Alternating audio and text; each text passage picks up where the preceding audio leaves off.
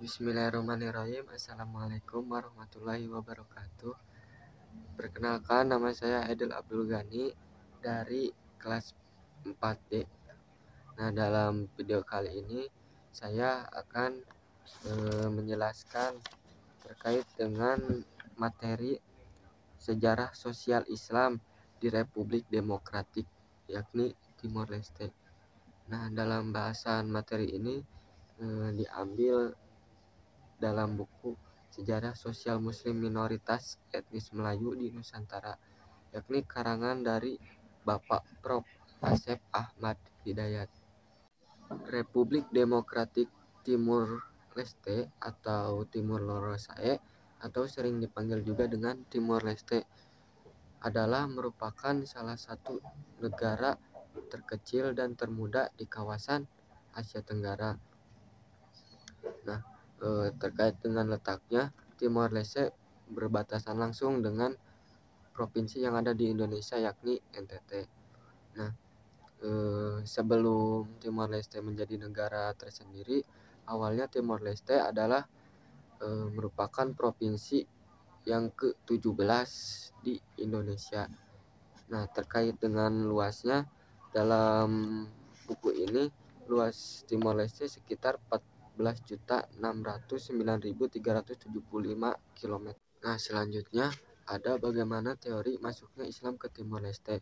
Nah, mengenai kapan, di mana, dan dari mana, bahkan mazhab apa sih yang diikuti oleh Timor Leste, ini sebenarnya masih dalam perdebatan.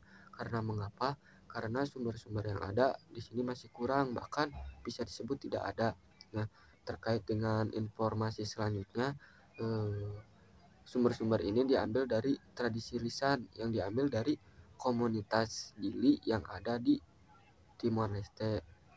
Nah, dalam informasi ini memerlukan bukti-bukti selanjutnya untuk lebih kuat dan memerlukan penelitian yang sangat serius untuk mengetahui kebenaran. Nah, terkait dengan teori pertama dikatakan bahwa para pedagang Arab di Dili ini sudah menetap ketika abad 7 Masehi. Nah, Haji Abdullah yakni ketua MUI mengutip perkataan dari Ambarak Abazer bahwa ketika Portugis datang ke Timor Timur pada tahun 1512, si orang Portugis ini disambut oleh para pedagang Arab di Dili yang dipimpin oleh Abdullah Apip, yakni itu untuk teori pertama, yakni ternyata para pedagang Arab di Dili sudah ada pada abad ke-7 Masehi. Nah, untuk teori yang kedua, yakni Islam masuk ke Timor ternyata sejak abad ke-14 Masehi yang dibawa oleh para pedagang Arab dan para Kesultanan Malaka. Nah, teori ini juga didukung terkait dengan masuknya Islam ke Samudra Pasai hingga terus ke timur. Nah, terkait dengan teori yang ketiga, di sana dikatakan bahwa ternyata Islam masuk ke timur itu berbarengan dengan masuknya Islam ke daerah Sumbawa, yakni pada tahun 1540 hingga 1550 yang dibawa oleh para mubalik dan para pedagang Demak. Nah, mengingat para pedagang Demak karena Demak pada saat itu merupakan salah satu penyebar agama Islam di Asia Tenggara yang menggantikan penyebaran di Kesultanan Malaka. Mengingat pada saat itu kan Malaka lagi dikuasai oleh orang Portugis yang pada tahun 1511.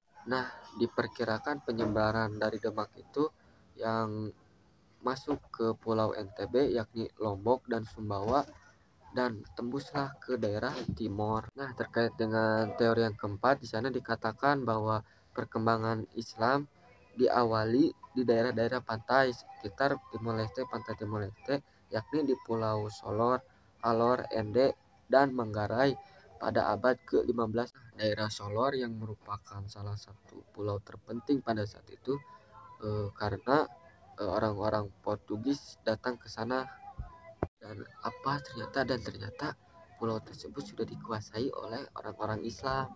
Kalau kita mengingat sekilas, ternyata teori ini sependapat dengan apa yang dikatakan oleh Buya Hamka bahwa Islam masuk ke daerah NTT dan Maluku ini berawal dari orang-orang saudagar dari kiri Jawa Timur. Nah, untuk teori yang kelima ini di sana dikatakan bahwa Islam masuk ke Timor Leste berbarengan dengan para pedagang Eropa pada awal abad ke-16 Masehi. Nah, pedagang Eropa tersebut yakni orang-orang Portugis, Spanyol, dan Belanda. Nah, dan bangsa Portugis dan Spanyol ini datang ke Pulau Timor yakni Timor Leste dan Provinsi NTT ini datang untuk menguasai perdagangan kayu cendana, karena Pulau Timor ini kan merupakan salah satu kayu cendana terbanyak. Nah, kalau bangsa Belanda ini datang teh hanya untuk mengamankan jalur perdagangan dari Kepulauan Maluku, yakni dari kerajaan Ternate dan Tidore. Dalam periode-periode tersebut ini berbarengan dengan Islam dibawa dan disebarkan oleh orang-orang Islam buangan, yakni dari anak benua India dan Afrika. Setelah kita mengetahui bagaimana teori masuknya Islam ke Timor Leste, sekarang kita masuk bagaimana sih kondisi Islam terkhususnya selepas dari dilepaskannya dari Indonesia pada tahun 2002. Nah, pada awalnya pada tahun 1995 jumlah orang muslim Timor Leste mencapai 31.579 orang. Namun pada saat itu hanya mencapai 3% dari 800.000 jiwa.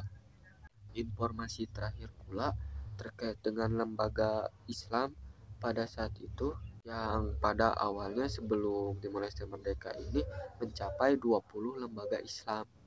Nah, terkait dengan Pak Ustadz di sana hanya sekitar 21 orang yang awalnya ada 116 orang ustadz. Wah, banyak sekali kan penurunan drastis, yakni dari sebelum merdeka hingga setelah merdeka. Nah, ada apa sih kenapa bisa menurun?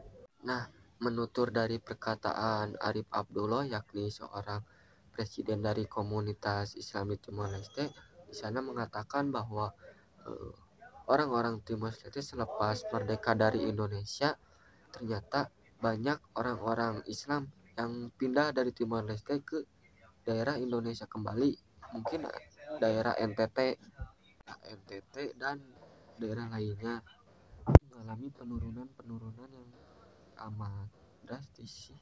Nah, sehingga banyak sekali menimbulkan masalah terkhususnya daerah minoritas Islam di Timor Leste ini. Pertama, ada masalah terkait dengan Islamfobia.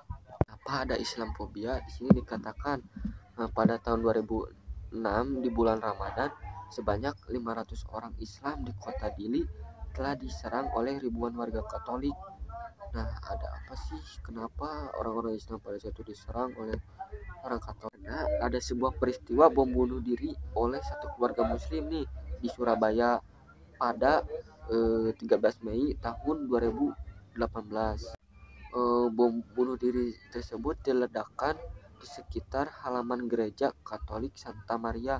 Nah, ini sangat berpengaruh besar terhadap munculnya Islamfobia di kalangan warga Katolik Timor Leste.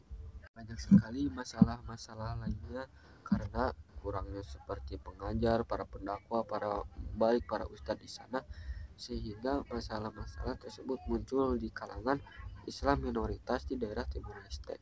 Nah, walaupun dengan ada masalah-masalah tersebut di sana lambat laun ternyata orang-orang Islam di Timor Leste lambat laun meningkat perlahan hingga tahun 2011 dicatat orang-orang yang masuk Islam hingga bertambah 500 orang.